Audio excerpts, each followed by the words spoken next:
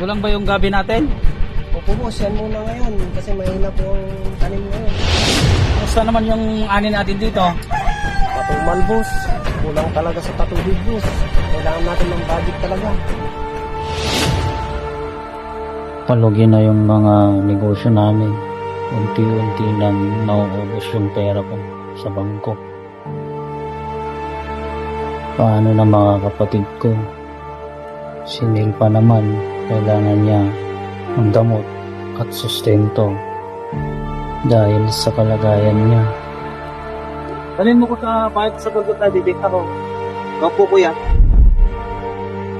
Kailangan ko na rin benta ang mga ari-arian. Hihingi ako ng tulong kay paring Dennis para ibenta ko ang ari-arian namin sa Baguio.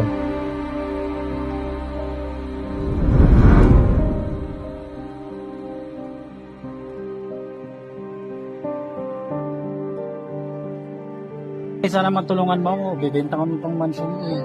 Walang problema pare, kung saan ako makakatulong sa'yo.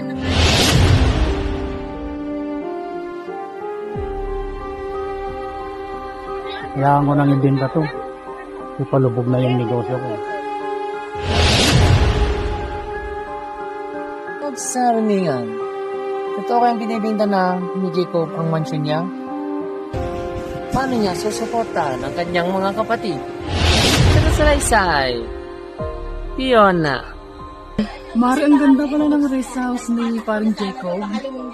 Oo din, pero sayang lang kasi mukhang ibibenta na to ni Kuya kasi palugi na yung negosyo niya eh.